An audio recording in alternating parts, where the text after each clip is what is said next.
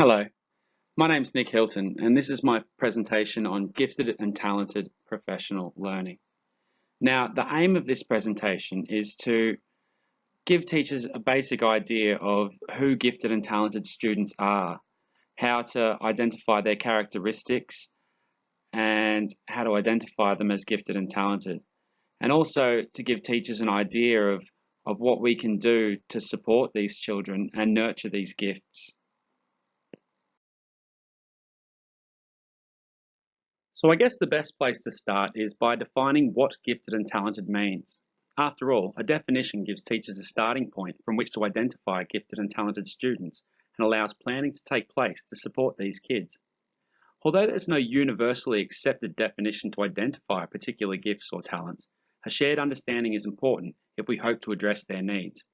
In Australia, the most generally accepted definition of both giftedness and talent is Gagne's Differentiated Model of Giftedness and Talent, 2008. According to Gagne, gifted students are those whose potential is distinctly above average in one or more of the following domains of human ability: intellectual, creative, social, and physical. Talented students are those whose skills are distinctly above average in one or more areas of human performance. Talent emerges from giftedness through a complex developmental process and via a number of influences, including the teaching and learning opportunities. In Gagne's model, he explains giftedness as the possession and use of outstanding natural abilities, called aptitudes, in at least one ability domain, to a degree that places an individual at least among the top 10% of peers of the same age. Gagne explains talent as the outstanding mastery of systematically developed abilities, called competencies, in at least one field of human activity, to a degree that places the individual at least among the top 10% of aged peers who are or have been active in that field. Gifted students' traits and characteristics should be identifiable from an early age. There are a number of characteristics that children of the gifted or talented persuasion may display, but not all of these characteristics are exclusive to gifted and talented students. And a child considered gifted or talented may only display some of these traits: exceptional reasoning ability, or being able to think about something in a logical way; intellectual curiosity; rapid learning; vivid imagination; complex thought. These are all intellectual traits that even non-gifted students may display.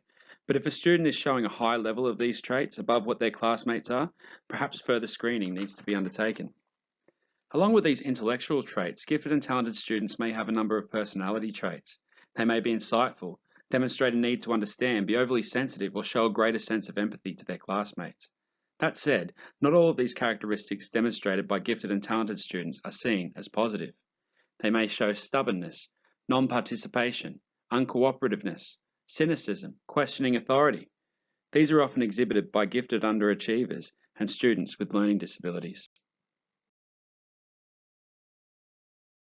More often than not, it will be parents or family who identify a child as gifted. Even from an early age, parents can identify if their child is progressing at a different rate to children of a similar age. As a teacher, it's important to take parents' concerns on board, direct parents to gifted and talented associations for more information, and begin the screening process for the child. There are three stages of identification to determine if a child is gifted or talented.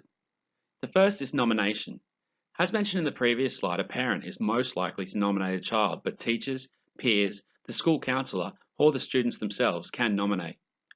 Once nominated, the screening process takes place. This can be done through many types of tests. Some schools screen entire grades of students in early elementary years, while others may use partial or full-scale IQ tests or other aptitude or achievement tests on an individual basis if the student appears to be achieving higher than their grade level.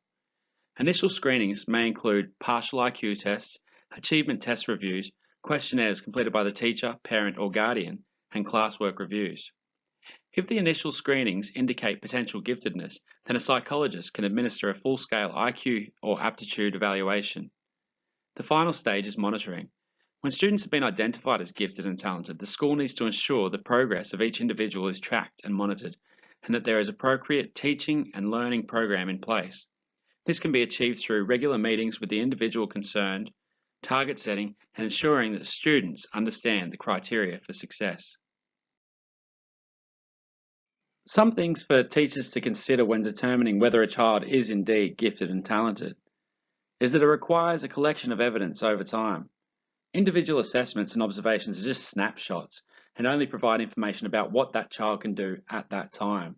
To really identify if a child is gifted and talented requires a collection of evidence over time. Children may not perform on demand. For various reasons, young children may not perform on demand and therefore not demonstrate their full potential. The child's development can be uneven and varied. The development of young, gifted and talented children can be very uneven, with peaks and troughs, stops and starts. Multiple assessments and observations over time are necessary to identify advanced development or learning. A disability can hide or mask the gift or talent. Where gifted and talented children also have disabilities, this is known as dual exceptionality. The disability can hide or mask the giftedness or talent. Educators should be aware that gifted and talented children can show learning that may not fit with conventional ideas about achievement. Cultural, other biases, and stereotypes can interfere with your ability to identify, particularly where the signs of giftedness are subtle. Young gifted children are not geniuses. Not all gifted children are good readers or good at maths. Families from different cultural backgrounds can lead to a diversity of expression of giftedness and talent, and may not fit narrow or predetermined ideas. In some cultures, children may be discouraged from displaying their abilities. During the screening stage of identification, the parent or the school may decide to get a child's IQ tested. Standardized IQ tests are designed so that their scores have a bell curve distribution in the general population with an average of 100. This curve has a peak in the middle where most people score and tapering ends where only a few people score. There are a number of different IQ tests which can be used to determine giftedness in some children. Depending on the IQ test used, mildly gifted children score from 115 to 129, moderately gifted from 130 to 144, highly gifted from 145 to 159, exceptionally gifted from 160 to 179, and profoundly gifted 180 plus.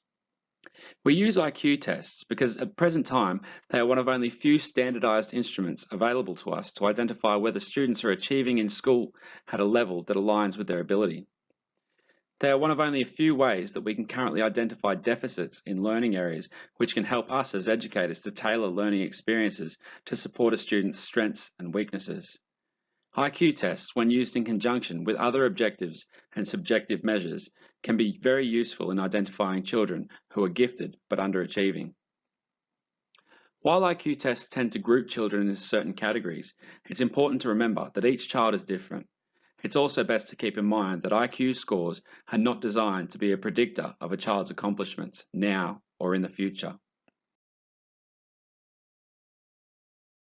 When we start to think about what should happen in the classroom for gifted learners, there are at least 4 key principles that apply to all of these students, drawing on research and literature in gifted education.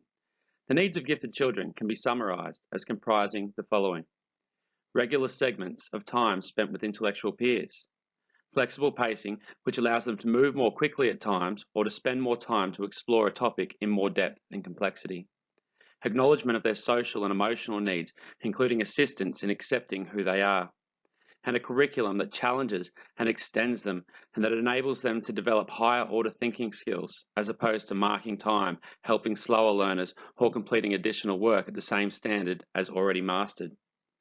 So when we plan for our gifted learners, we need to consider not just their cognitive needs, but also their affective and social needs. So what can teachers and schools do to support gifted children? Well, there needs to be whole school planning and management of gifted education, appropriate and evidence-based identification, quantitative, not just qualitative, well-planned and articulated programs and provisions, curriculum differentiation, the use of personalised learning plans and parent support groups where appropriate, active engagement of parents and carers in the student's learning process, regular collaborative reviews, the needs and assessments and evaluation goals and outcomes, appropriate and effective professional learning, and avenues for accessing resources available in the wider community, things like mentoring. So what are the characteristics of effective teachers of the gifted? No matter how good or bad a curriculum is, the quality of the teacher will have a huge impact on learning outcomes. Some of these characteristics are that the teacher possesses a sense of humour, is willing to make mistakes, has skills in differentiating the curriculum for gifted students, encourages students to be independent learners, acts as a facilitator or guide on the side, is well organised, possesses in-depth knowledge of subject matter, is a lifelong learner, thinks creatively. Teachers who have been trained in gifted education are generally more effective in working with gifted learners. A crucial part of designing learning programs for gifted learners is differentiated curriculum, an individualised curriculum that meets the diverse needs of all students in one class, giving everyone equal opportunity to learn, but tailoring the curriculum to a child's specific learning needs. There are four main ways in which the curriculum needs to be differentiated. These are content, the topics, themes, ideas that you want students to learn. These can be based on students' interests. Often students have a passion for a particular area, or based on best evidence for the curriculum development for students who are gifted. Process, the skills that students develop as they undertake educational activity. These need to be varied in the pace and techniques that are used. Utilize higher order thinking skills of evaluation, analysis, and synthesis. Open-endedness, avoid one right answer, and opportunities to be flexible and to exercise choice. Product, the outcome of students' learning experience. We need to deal with real-life problems or concerns and make it complex and challenging. The learning environment itself, the climate that you develop in your classroom for your students. This needs to be non-threatening and friendly, receptive with lots of ideas, needs to have access to materials and resources and allow freedom of movement.